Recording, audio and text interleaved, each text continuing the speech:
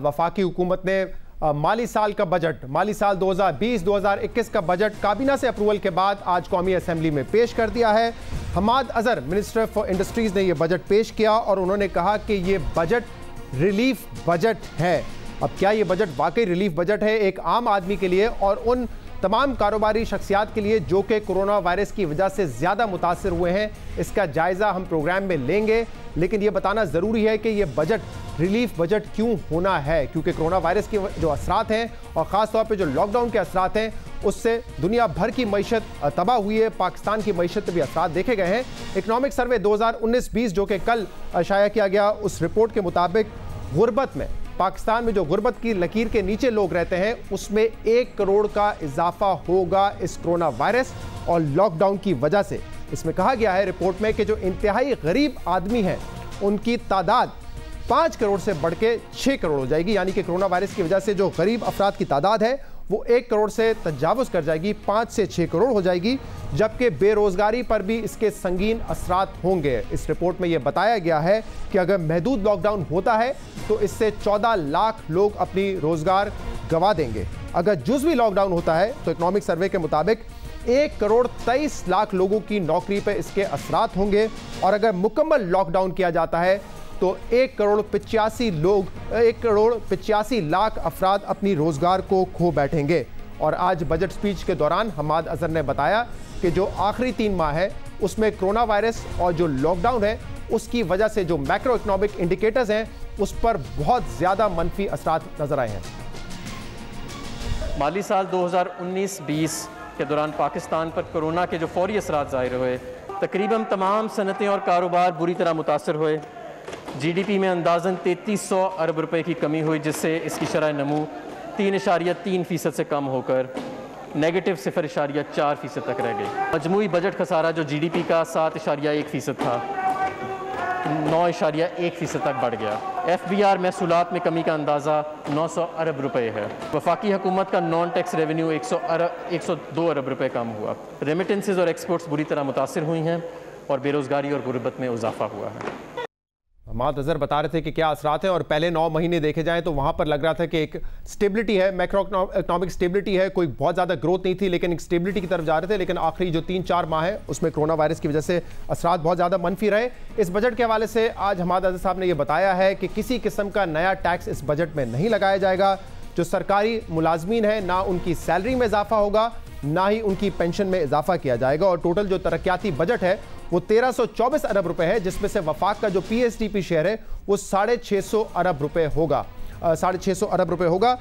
आदादो शुमार पे नजर डालते हैं। जो मैक्रो इकोनॉमिक इंडिकेटर्स हैं, पिछले साल जो तरक्की की शरह थी वो 1.9% थी। इस साल का टारगेट 3.3% था, लेकिन इस साल के अख्ताम पे जो GDP ग्रोथ है उसका एस्टिमेट लगाया गया है कि वो मनफी 0.4 होगा, जबकि अगले साल के लिए जो टारगेट सेट किया गया है वो 2.1% किया गया है। इसी तरीके से जो टैक्स कलेक्शन पिछले साल भी हमने देखा कि पाकिस्तान तहरीक इंसाफ की हुकूमत के दौर में पहली मरतबा हुआ कई सालों में कि नेगेटिव टैक्स ग्रोथ थी और इस साल भी ग्रोथ फ्लैट है, क्योंकि कोरोना वायरस के बाद जो आदादो शुमार को तब्दील किया गया, जो रिवाइज टारगेट था वो 3900 अरब रुपए का था और लगभग इतना ही टैक्स टारगेट अचीव किया जाएगा, यानी कि कोई खास ग्रोथ नहीं होगी। और जो अगले साल का टारगेट सेट किया गया है वो 4963 बिलियन है, यानी कि इस साल के मुकाबले में 25% ग्रोथ टारगेट की गई है टैक्स रेवेन्यू में, जबकि हमाद अजहर कहते हैं कि कोई नया टैक्स नहीं लगाया गया है। इसी तरीके से जो टैक्स टू GDP शरह है वो इस साल मजीद गिरी है, अब वो 12.9% से गिरकर 11.8% तक आ चुकी है, जबकि टारगेट इस साल का 14% से ज्यादा का था। इसी तरह जो माली खसारा है तहरीक इंसाफ के पहले साल में वो 9.1% था, इस साल का टारगेट था 7.1%, लेकिन ऐसा लगता है कि इस साल के अख्ताम पर यह 9.5% तक होगा या डबल डिजिट में भी जा सकता है, जबकि अगले साल का टारगेट फिस्कल डेफिसिट का 7% रखा गया है और जो प्राइमरी बैलेंस है वो -5%, -0.5% रखा गया है अगले साल का टारगेट। करंट अकाउंट डेफिसिट एक वाहिद इंडिकेटर है जिसमें हम देखते हैं कि इस हुकूमत ने अपने 2 साल में खातिर खा कमी की है। पिछले साल 10 माह के अंदर जो करंट अकाउंट डेफिसिट था वो $10.3 बिलियन का था, जबकि इस साल के 10 माह में $2.8 बिलियन है। एक्सपोर्ट्स में भी 2.4% की कमी देखी गई, जबकि इंपोर्ट में भी $4 बिलियन की कमी हुई है। तो क्या ये बजट जो है एक रिलीफ बजट है? क्या वो स्टिमुलस इसमें दिया गया है जो बिजनेसमैन एक्सपेक्ट कर रहे थे? इस पर हम प्रोग्राम में बात करेंगे। सबसे पहले आज के प्रोग्राम में हमें ज्वाइन करेंगे PMLN के सीनियर रहनुमा एहसन इकबाल साहब, और हमें ज्वाइन करेंगे पाकिस्तान तहरीक इंसाफ के सीनियर रहनुमा हुमायूं अख्तर साहब। आप दोनों का बहुत बहुत शुक्रिया ज्वाइन करने के लिए। एहसन इकबाल साहब, मुश्किल हालात है, रिसोर्सेज कम है हुकूमत के पास, अगले 3 माह कैसे होंगे ये भी अभी नहीं पता। ये देखते हुए आपको लगता है कि क्या ये एक मुनासिब बजट है, और इसको क्या वाकई एक रिलीफ बजट कहा जा सकता है आम आदमी के लिए भी और बिजनेस सेक्टर के लिए भी? शहजाद, देखिए, ये जो बजट है इसको आइसोलेशन में नहीं लेना चाहिए। इस हुकूमत को अब 2 साल हो गए हैं और एक 2 सालों का तसलसल है।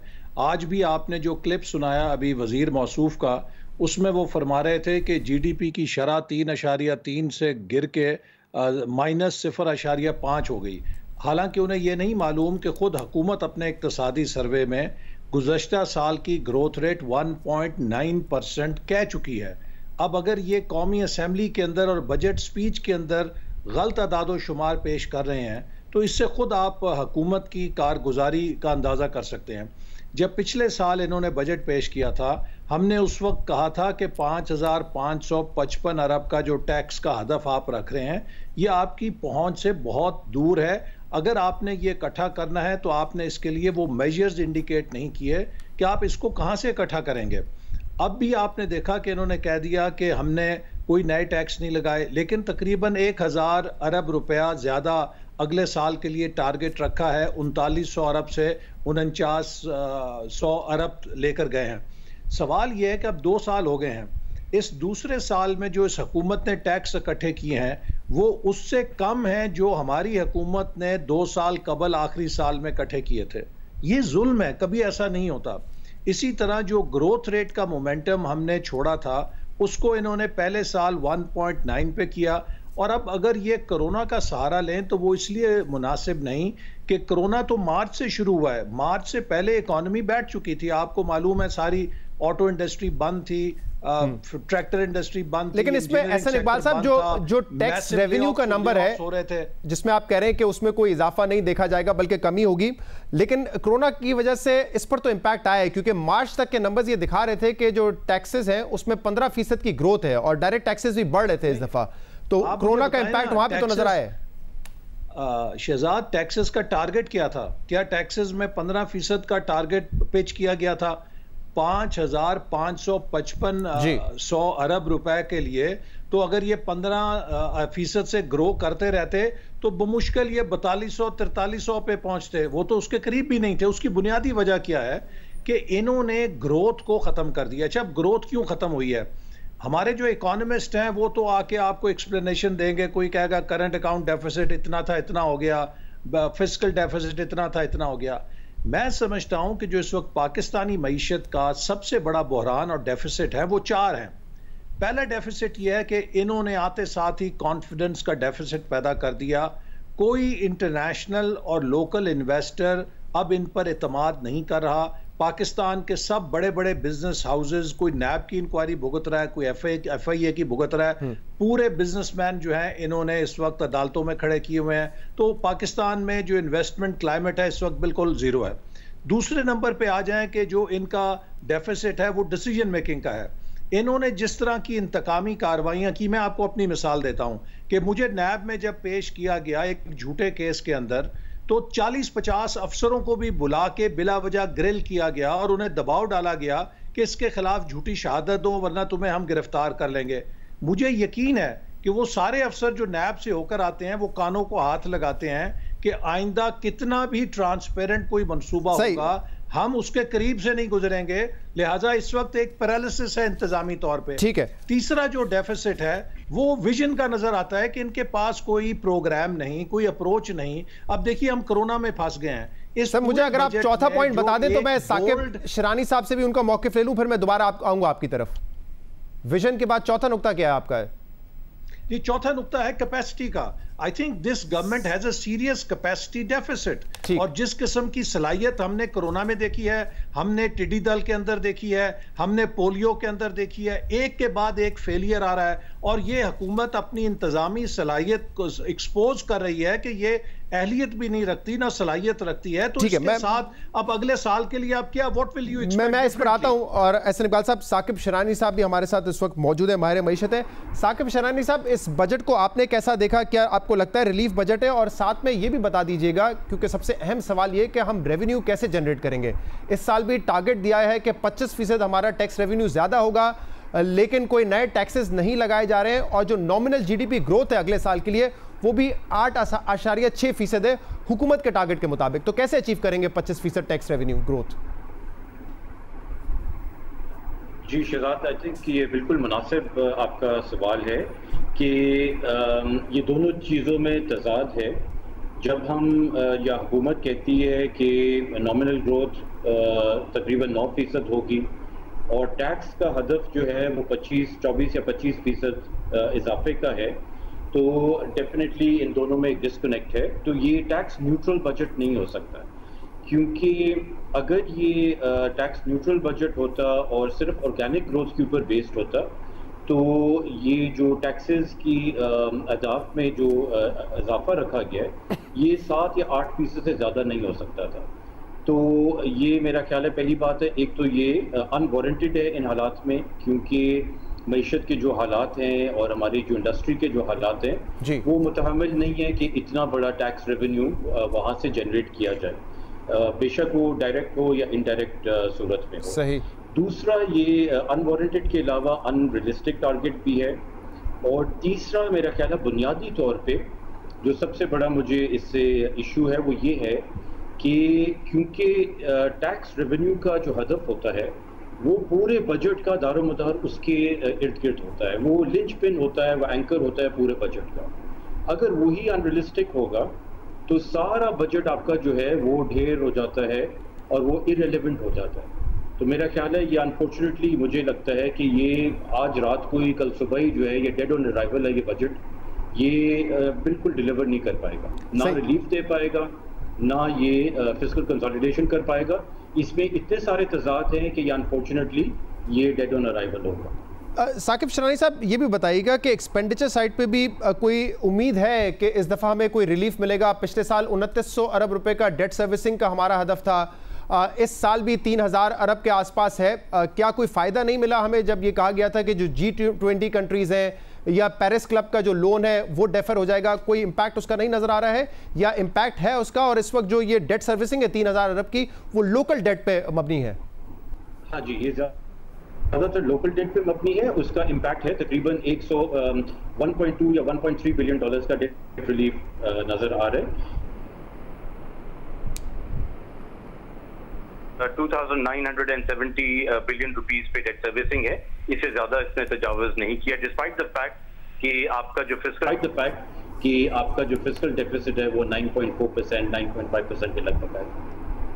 राइट। तो साकिब शरानी साहब, इन दी एंड मैं ये पूछना चाहूँगा, मुझे पता है यू हैव टू गो, कि कोई ऐसा इस बजट में ऐसा पॉइंट है जो आप समझते हैं कि बिजनेस के लिए स्टिमुलस प्रोवाइड करेगा या गरीब आदमी के लिए किसी किस्म की रिलीफ प्रोवाइड करेगा? अच्छा, इनफैक्ट हमारा राब्ता मुनक़ता हो गया साकिब शरानी साहब से।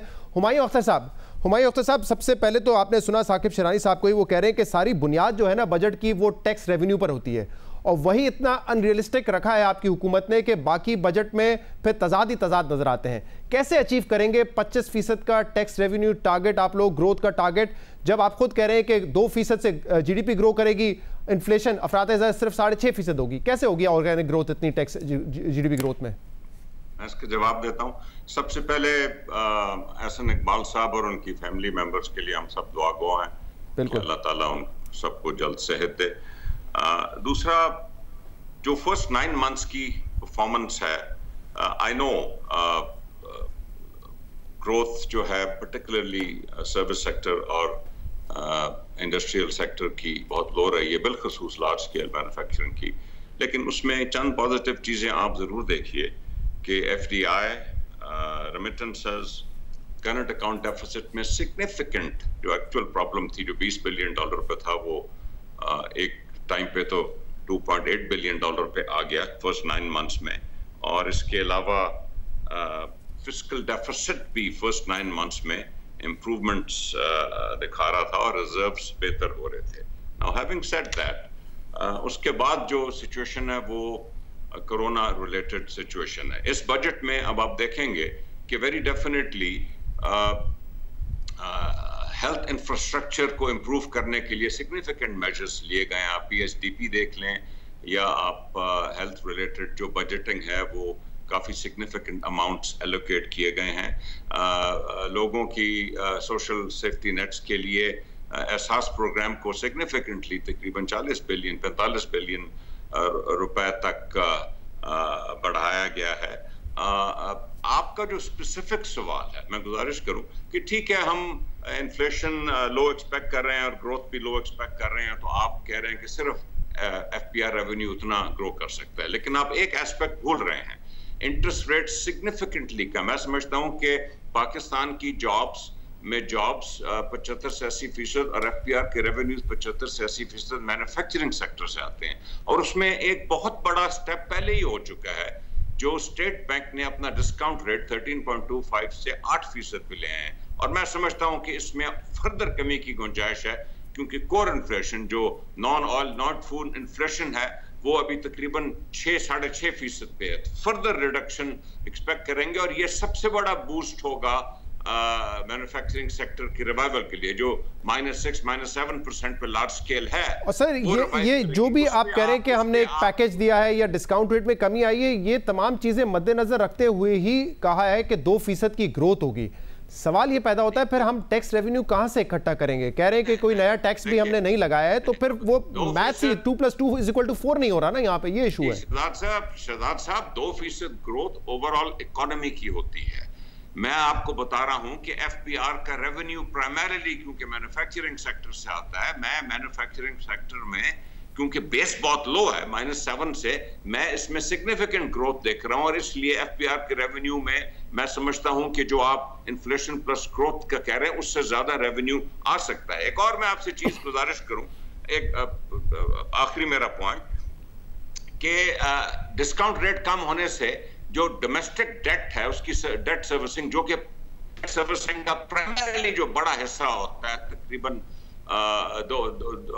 75%, वो डोमेस्टिक डेट सर्विसिंग होता है, उसमें सिग्निफिकेंट कमी आएगी क्योंकि हमारे कमी नहीं आ रही है ना। इसीलिए मैंने साकिब शिरानी साहब से कहा कि अगले साल के लिए भी जो टारगेट रखा गया है इस लो इंटरेस्ट रेट के बावजूद वो 3000 अरब है तकरीबन, तो 3000 अरब रुपए की डेट सर्विसिंग इस साल भी हमने करनी है। शायद पेरिस क्लब से अगर हमें कुछ मिल जाए डेफर्ड, तो हमारा जो एक्सटर्नल डेट की सर्विसिंग है वो कम हो जाएगी, लेकिन डोमेस्टिक डेट तो बहुत बढ़ गया पिछले 3 माह में।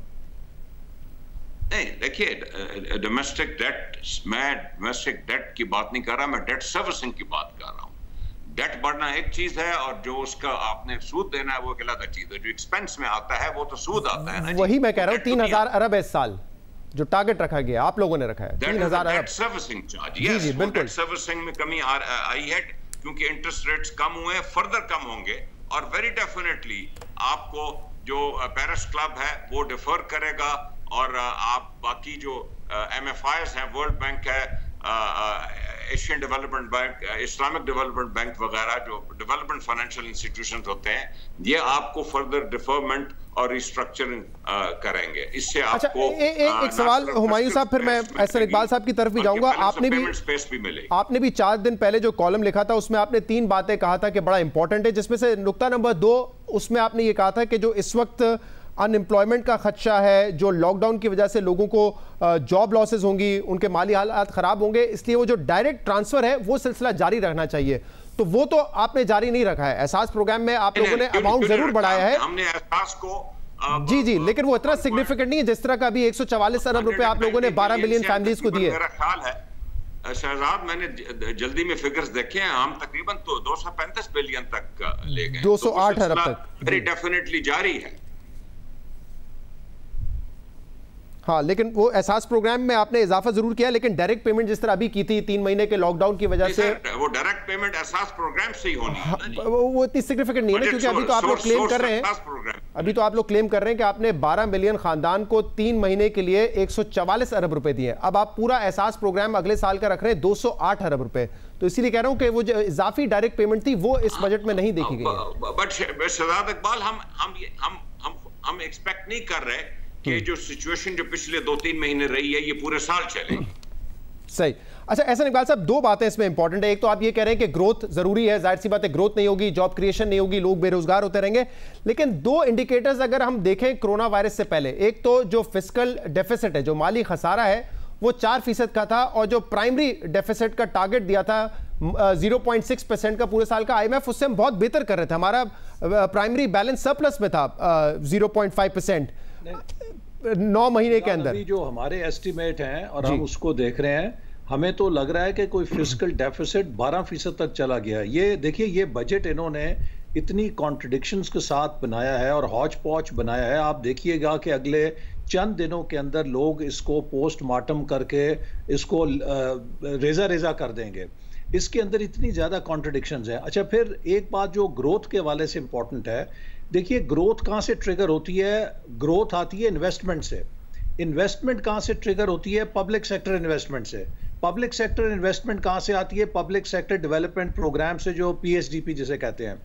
ये हुकूमत मुसलसल जो हमारा तरक्याती बजट है उसे घटाती जा रही है, और इस साल जो ये 650 अरब कह भी रहे हैं, उसमें दरअसल जो वजारतों का, मिनिस्ट्रीज का जो कोर प्रोग्राम है उसके लिए 580 अरब रुपए हैं, जो तकरीबन निसफ है जो हमारे दौर में 1000 अरब तक PSDP चली गई थी। अच्छा, अब मैं आपको उसके अंदर कुछ 2-4 लतीफ़े सुनाता हूँ PSDP में। अब इन्होंने CPEC का सबसे बड़ा जो प्रोजेक्ट है, फ्लैगशिप प्रोजेक्ट ML1, जिसमें बड़ा कहा जी हमने मंजूर कर लिया, वो तकरीबन 9 अरब डॉलर का प्रोजेक्ट है। कहते हैं ओवर हमने 9 ईयर्स पीरियड करना है। जितनी रकम PSDP में उस मंसूबे के लिए दिखाई गई है, अगर आप औसत कर लें तो 197 साल 197 ईयर्स लगेंगे उस मंसूबे को मुकम्मल करने के लिए।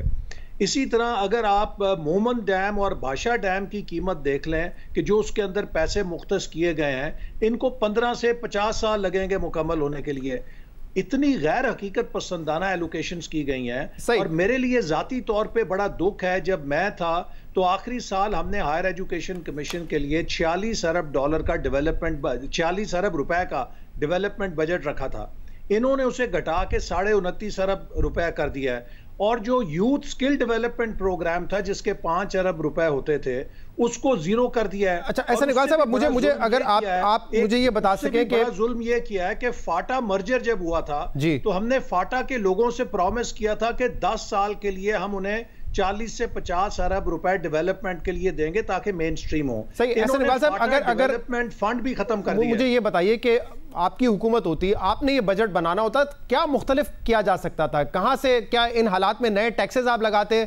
टैक्स रेवेन्यू को बढ़ाने के लिए वो शायद मुमकिन नहीं होता इस वक्त, तो लोग बल्कि टैक्स एग्जेम्पशन मांग रहे हैं कि अगर हमारी हुकूमत बरकरार होती तो हम इस लो प्लेटफॉर्म पे ना गिरते। हम तो 6% के एक मोमेंटम पे थे। अगर कोरोना भी आता तो चलो 6 से गिर के 4 पे आ जाते, 3.5 पे आ जाते, ये बुरा हाल ना होता कि हम नेगेटिव ग्रोथ में चले जाते। लेकिन उससे हटकर हमें हर कीमत पे जो तरक्याती बजट है उसे प्रोटेक्ट करना चाहिए था। हमें ग्रोथ चाहिए। अभी हमायूं साहब इंडस्ट्री की बात कर रहे थे, मैंने बताना चाहता हूं कि इस बजट के अंदर तो खुद हुकूमत ने नेगेटिव ग्रोथ का टारगेट रखा है इंडस्ट्री और लार्ज स्केल मैन्युफैक्चरिंग के लिए। तो हुकूमत तो उसमें ग्रोथ देख ही नहीं रही, तो कहां से हम एम्प्लॉयमेंट क्रिएशन करेंगे जब आपकी इंडस्ट्री भी ग्रो नहीं कर रही है? इसको रिस्पॉन्ड कर दीजिए। वो कह रहे हैं कि इस वक्त ग्रोथ जरूरी है मईशत के लिए, और PSDP टारगेट जो सेट किया गया है उतना यूटिलाइज इस साल भी हमने देखा था कि आप लोगों ने किया नहीं हुआ, कटौती उसी में हुई। क्या कहेंगे? देखिए, जो फिस्कल स्पेस अवेलेबल है उसमें हमने 650 बिलियन रखा है। सूबों का भी आप अगर देखें तो सूबों का भी 670 बिलियन है। टोटल तकरीबन 1350 बिलियन का PSDP है। 70 बिलियन एलोकेट किए गए हैं कोविड रिलेटेड खर्चे के लिए।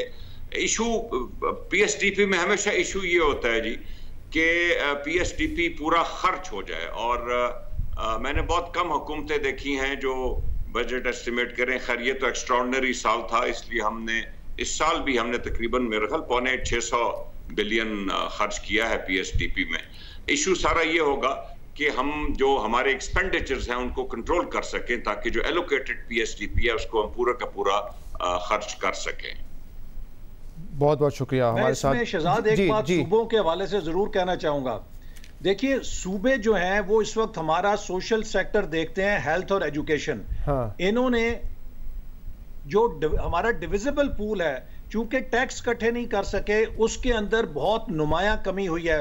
इस साल इन्होंने टारगेट किया था कि डिविजिबल पूल में 3100 अरब होंगे, लेकिन ये दे पाए हैं सिर्फ 2300 अरब रुपया। अब जब सूबों को आप पैसे कम देंगे तो सूबों की एडीपीज भी कम होंगी, और इन्होंने सूबों की एडीपीज पर भी कट लगा दी है, और ये सूबों को दबाव डालते हैं कि आप सेविंग शो करें ताकि हमारा डेफिसिट कम हो। नतीजा क्या है कि जब सूबों का एनुअल डेवलपमेंट प्लान कम होगा, उनका तरक्याती बजट कम होगा, तो उसका सबसे ज्यादा असर पड़ेगा तालीम और सेहत के ऊपर, क्योंकि ये कोर फंक्शन है जो सूबों के पास है। ठीक है, बहुत बहुत शुक्रिया एहसन इकबाल साहब और हुमायूं अख्तर साहब हमारे साथ मौजूद थे। ये तो मैक्रो लेवल पे हम डिस्कशन कर रहे थे कि इस बजट के इंडिकेटर्स क्या है, अगले साल के लिए क्या टारगेट्स हैं। जरा माइक्रो लेवल पे भी देखते हैं और बिजनेस कम्युनिटी से पूछेंगे कि क्या वो मुतमईन है इस बजट से, और क्या ये बजट एक स्टिमुलस प्रोवाइड कर सकता है जिसकी जरूरत थी इस वक्त, क्योंकि जो लॉकडाउन हुआ है कोरोना वायरस की वजह से जो मईशत की रफ्तार में कमी आई है, उसके लिए बिजनेस कम्युनिटी एक स्टिमुलस पैकेज मांग रही थी। क्या वो इस बजट में उनको नजर आ रहा है या नहीं?